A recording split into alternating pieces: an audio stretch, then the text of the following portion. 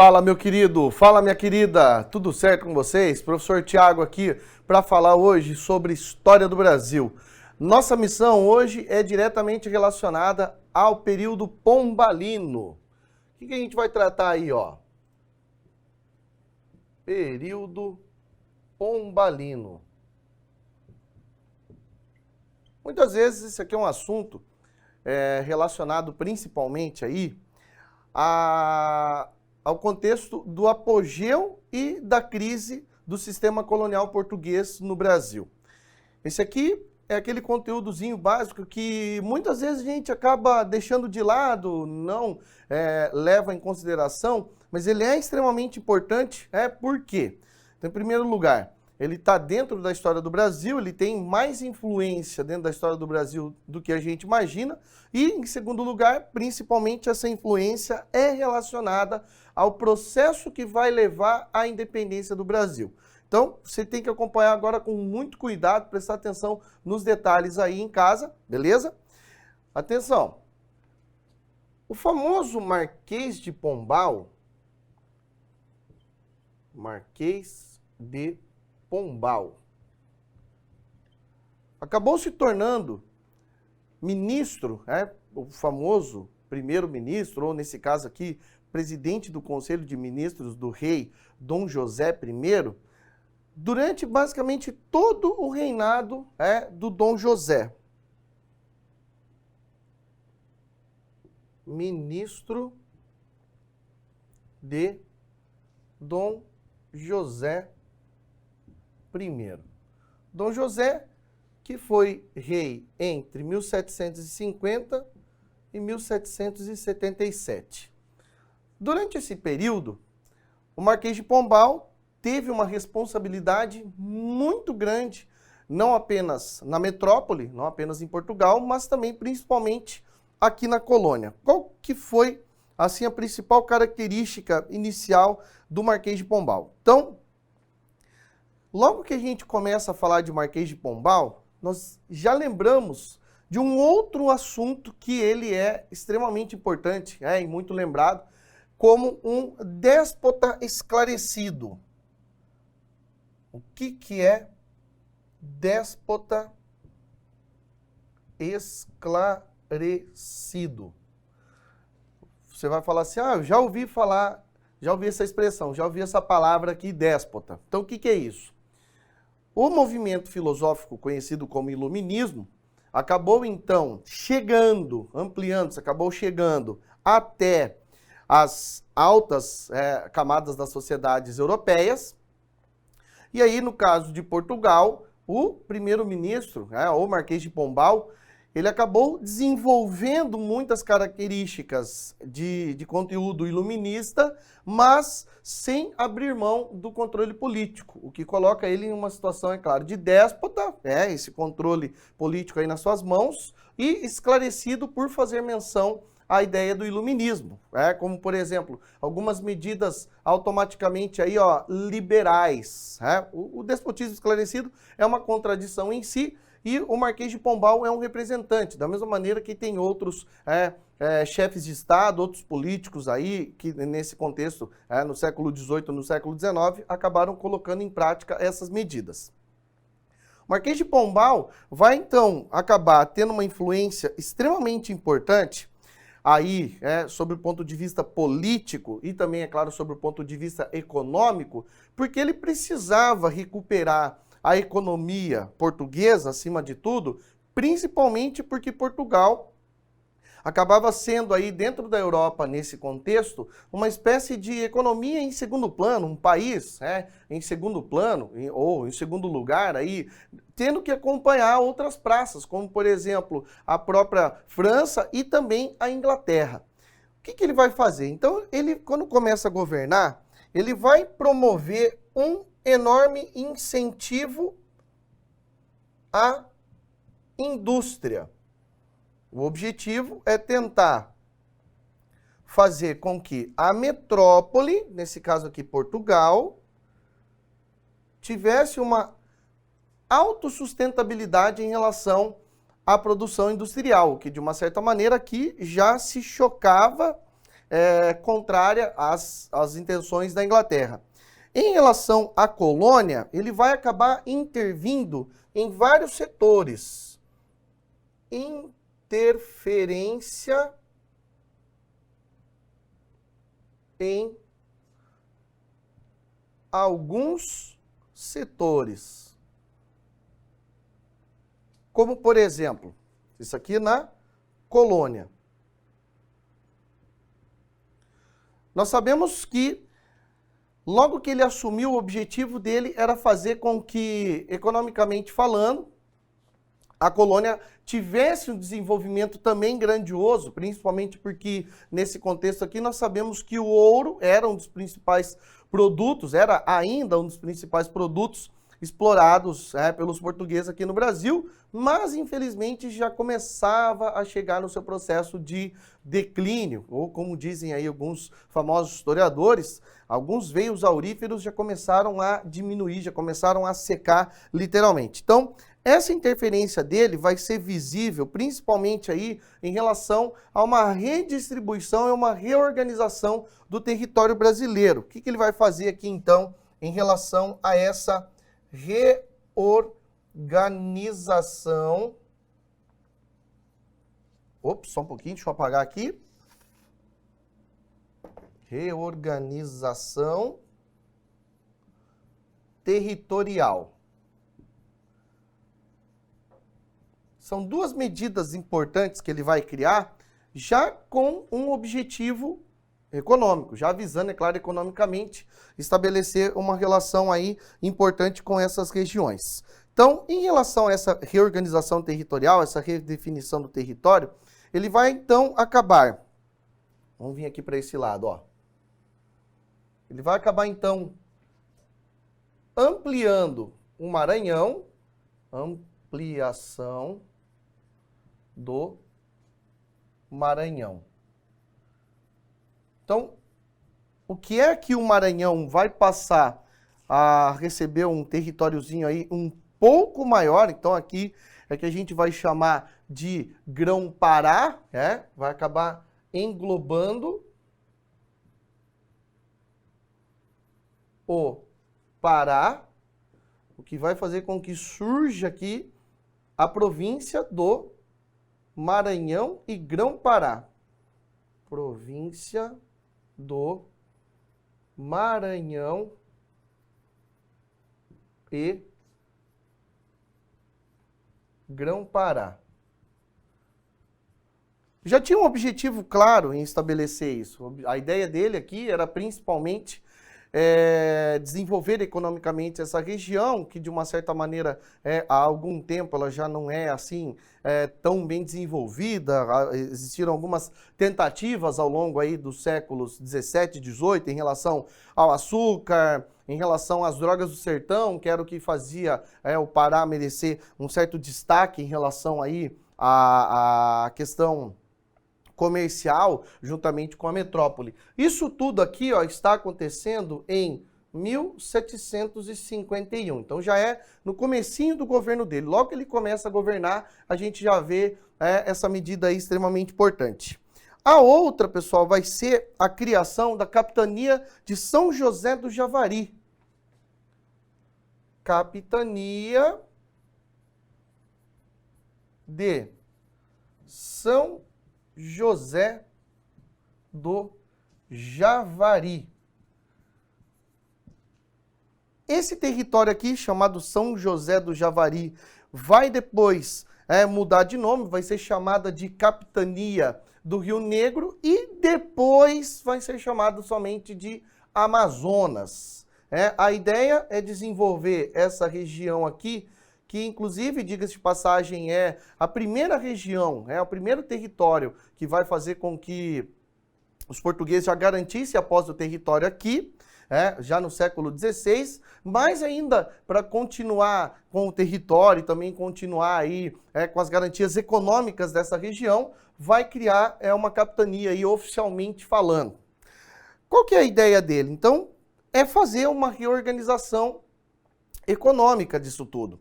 Como é que ele vai fazer para criar essa organização econômica, que é também uma das características do seu governo? Reorganização econômica. Isso aqui a gente tem que entender agora, principalmente por quê? Porque isso aqui é o que vai acabar levando, principalmente aí, a um processo de fazer com que os portugueses, e também os brasileiros, que começaram a se acostumar com algumas medidas econômicas liberais, aproveitassem tais medidas, e aí quando o Marquês de Pombal sai, e aí começa o governo da famosa Rainha Maria I, também conhecida como Maria Louca, quando começa a viradeira, esse pessoal que estava acostumado com isso aqui vai acabar, infelizmente, perdendo isso tudo. E aí, é claro, vão acabar se mobilizando, porque foi retirado um doce da criança, vão acabar se mobilizando para tentar fazer com que as independências acabassem acontecendo aí em movimentos que a gente vai acabar falando nessa aula de hoje. Tranquilo? Nesse processo de reorganização econômica, é extremamente importante a gente lembrar, então, que aqui são criadas duas companhias gerais de comércio. A primeira delas, a Companhia Geral de Comércio. Dessa primeira capitania aqui, ó, do Grão-Pará. Vou abreviar aqui, tá? Grão-Pará e Maranhão. Essa companhia de comércio aí é criada em 1755.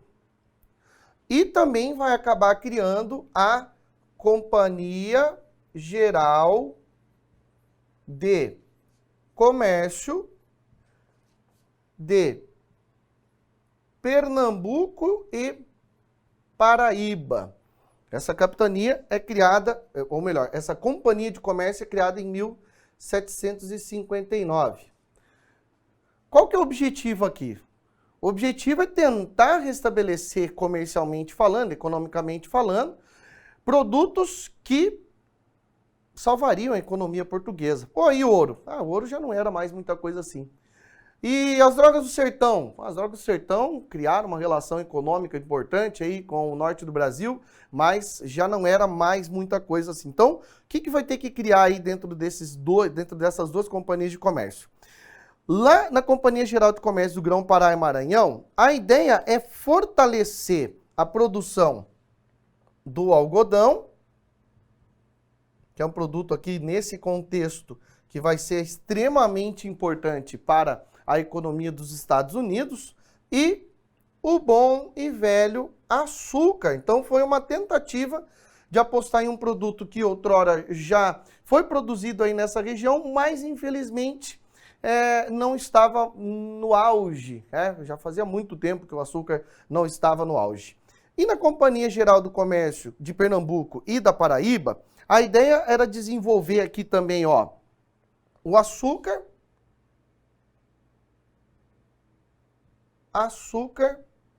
e o tabaco. Deixa eu fazer uma correçãozinha rápida aqui, ó. Vou apagar rápido aqui, ó, ninguém viu, tá? Ninguém viu. Bem rapidinho aqui, ó. Na verdade, não é o açúcar aqui na Companhia Geral do Comércio do Grão-Pará e Maranhão, aqui é o arroz. Um produto que também vai ter uma importância grande. Pô, ficou feio, deixa eu arrumar. Vamos fazer direito. Aqui é o arroz. Aê, agora tá bonitinho, ó, agora melhorou, né? Então agora, vamos recapitular aqui, ó.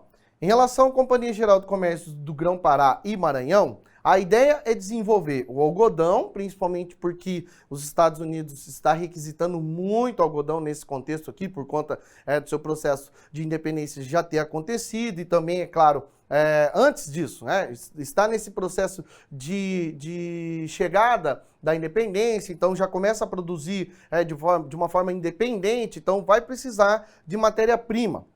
Sabemos também da necessidade da Inglaterra em relação a essa matéria-prima aqui, onde o Maranhão vai acabar estabelecendo uma relação econômica primeiro com a metrópole e depois, é claro, com a Inglaterra.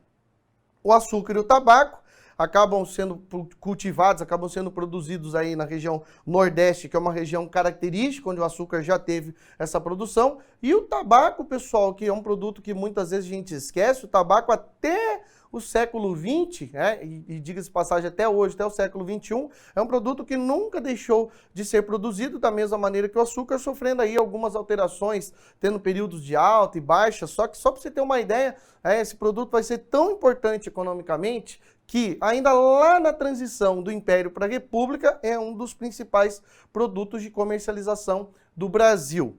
Só que o açúcar, que infelizmente vai ser aí uma tentativa frustrada economicamente falando, que não vai dar assim tão certo, não vai ser do jeito que se esperava que fosse lá, como foi lá no século XVI, infelizmente, tá? Então a gente já viu que houve essa reorganização política, ou melhor, essa reorganização territorial e essa reorganização econômica aqui na colônia. Tem mais alguma coisa? Sim, é claro, com certeza. O que mais que vai ter aí, ó? Terão algumas mudanças, principalmente relacionadas às questões econômicas, que teoricamente acabaram prejudicou brasileiros.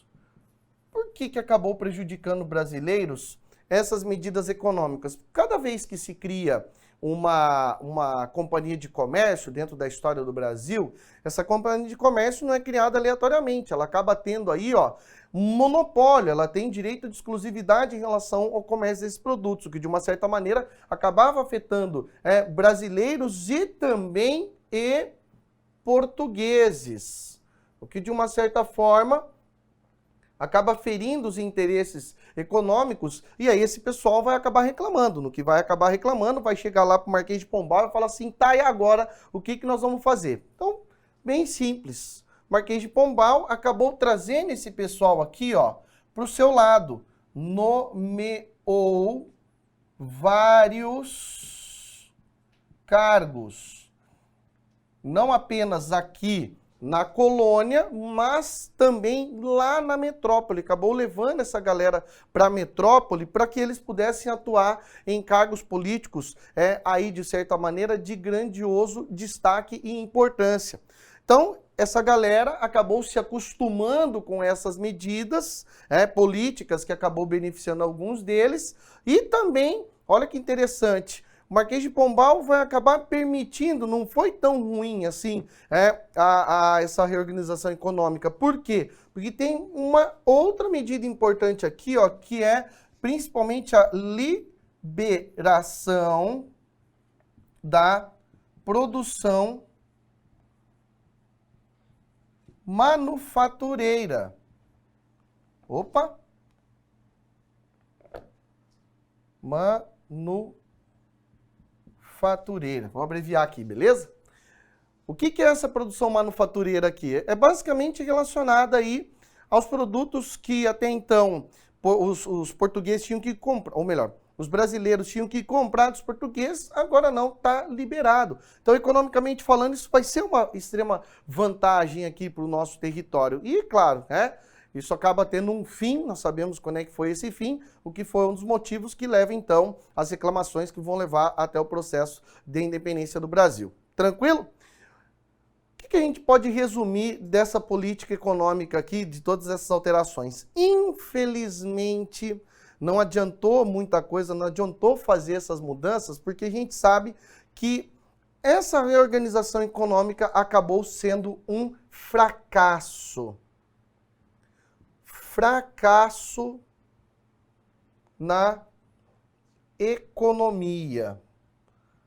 Por que fracasso na economia? O que explica esse fracasso? Bom, então a gente vai entender aí que esse projeto econômico acabou sendo fracassado por conta de algumas características, como por exemplo, crise do açúcar.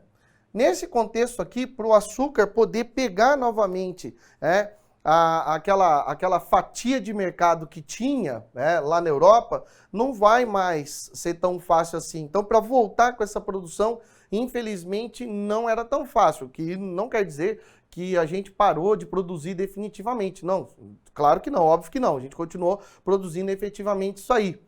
E aí tem um outro problema, pessoal, que acaba frustrando esse projeto econômico aí, que é o aumento das despesas com a reconstrução de Portugal. Portugal, infelizmente, acaba passando aqui, ó, Portugal, só um pouquinho. Portugal. Portugal, infelizmente, acabou passando uma situação ruim, uma situação macabra aqui, ó, em meados do século XVIII, onde acaba sendo assolada por um terremoto, seguido, é claro, de maremoto. O que vai levar, infelizmente, algumas cidades, principalmente, é claro, Lisboa, a um processo de destruição. Então, o Marquês de Pombal vai acabar implementando medidas para quê? Para reconstruir Portugal. Muito bem. Da onde vai sair dinheiro? Ah, pega lá da colônia. Muito bem. A colônia é basicamente a salvaguarda para tudo. Então, vamos pegar esse dinheiro aí, vamos aumentar a coleta para conseguir reconstruir. Beleza, maravilha. Aí que vem um problema. Como é que vai fazer para aumentar isso tudo? Através de mais impostos. Aumento de impostos. É aqui que a gente sabe que ninguém gosta de ouvir falar nessa expressão aumento de impostos. Quem fica feliz? Ninguém. E aqui é claro que o Marquês de Pombal acaba pisando no tomate, acaba pisando na bola, e os colonos, insatisfeitos com essa situação, acabaram fazendo com que o governo dele fosse aí marcado por essa situação péssima, essa situação ruim. Mas não deu nem tempo da galera fazer qualquer tipo de reclamação, não deu nem tempo do pessoal aí tentar estabelecer qualquer tipo de contestação em relação ao Marquês de Pombal, porque o governo dele acabou chegando ao fim. E o governo dele chega ao fim, principalmente, é claro, porque infelizmente morreu o ministro dele, morreu o Dom José, e aí no lugar do Dom... Morreu o ministro? Não, morreu o rei Dom José, ele que era o ministro. O que acaba acontecendo? O fim do governo dele está relacionado à morte de Dom José, e automaticamente quem assume no lugar é a rainha Maria, governo de Maria I, conhecida aí como Maria a Louca. Por que ela é chamada de Maria Louca? Porque ela passava aí por uma situação, uma doença, uma enfermidade que hoje a gente conhece como depressão. E aí, nesse contexto, as pessoas não acreditavam que ela uma hora está com um humor mais alegre, de vez em quando ela está assim, um pouco mais atacada, mais triste, mais intrínseca, e aqui de repente ela mandava matar uns 5, 6, então isso vai levar ela a ser chamada desse jeito. Automaticamente ela não apenas demitiu o Marquês de Pombal, como desfez muitas das mudanças que ele acabou fazendo, como, por exemplo, em relação à permissão da produção manufatureira aqui no Brasil, aqui na colônia, ela vai falar, não tem mais nada disso, o objetivo é comprar os produtos daqui de Portugal. E isso acaba gerando insatisfação. No governo de Dona Maria I, nós vemos o processo de insatisfação chegando aqui no Brasil. Como que isso vai acabar chegando? Através das revoltas, que a gente conhece, que a gente chama aqui como movimentos emancipacionistas. Esses movimentos emancipacionistas, pessoal, eles acabam acontecendo aí justamente em um momento, deixa eu só colocar aqui que é o tópico 2, eles acontecem justamente em um momento de muita agitação intelectual, acontece aí um momento de muita agitação política também, está acontecendo na Europa toda uma contestação relacionada aí ao fim do absolutismo e do mercantilismo, e não foi diferente aqui no Brasil. Sabemos então que Antes dos movimentos emancipacionistas, os movimentos de pré-independência, aconteceram os movimentos nativistas, que somente um deles tem uma relação aqui com um desses movimentos emancipacionistas, que foi lá a revolta de Filipe dos Santos de 1720. Aqui, nesse caso, o primeiro movimento é a Inconfidência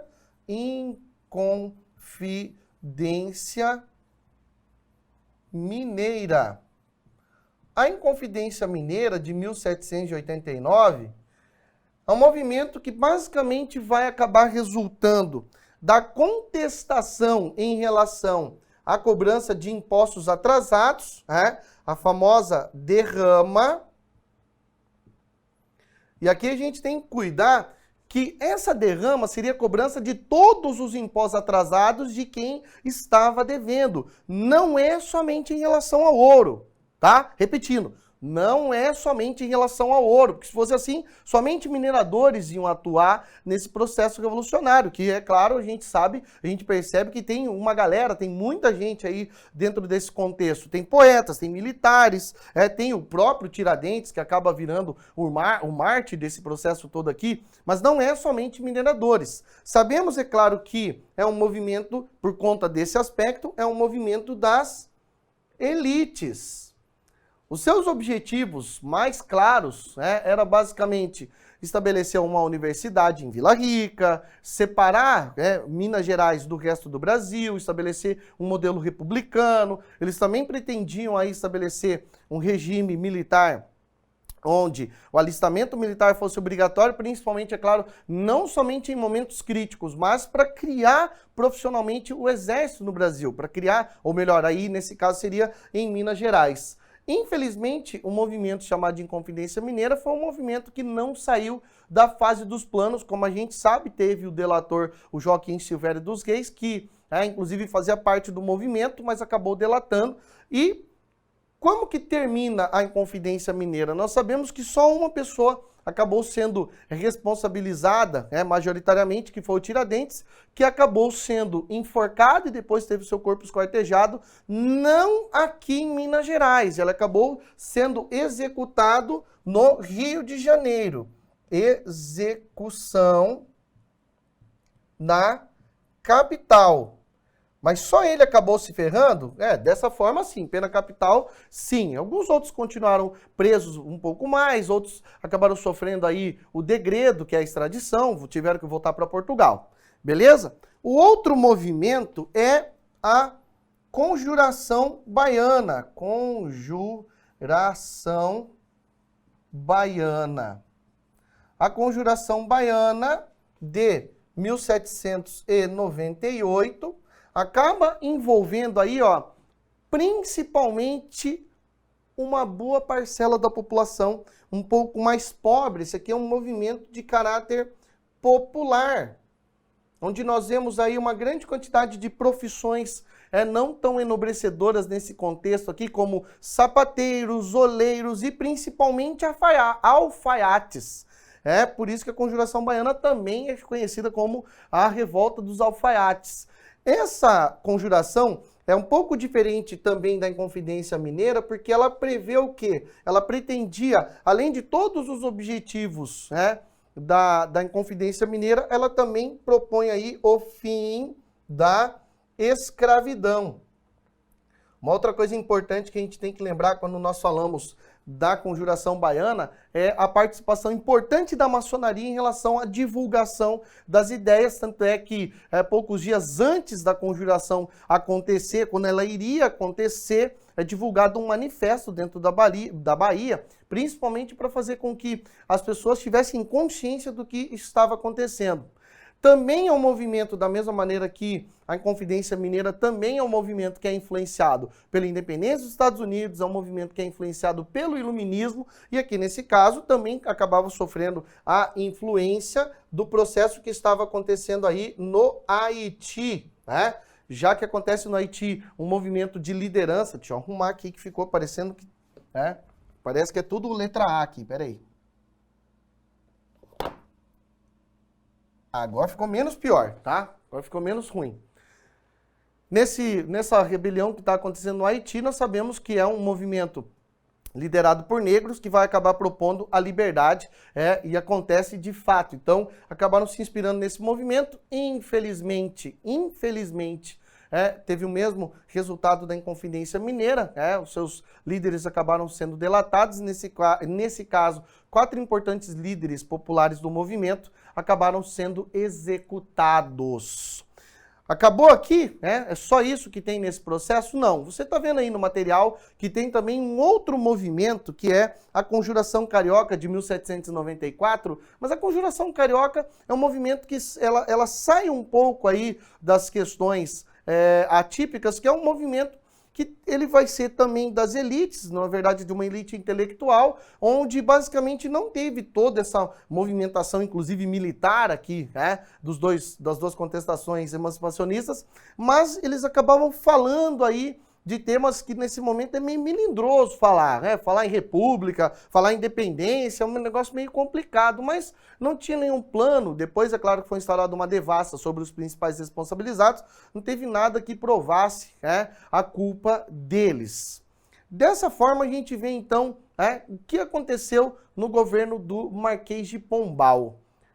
Beleza, galera?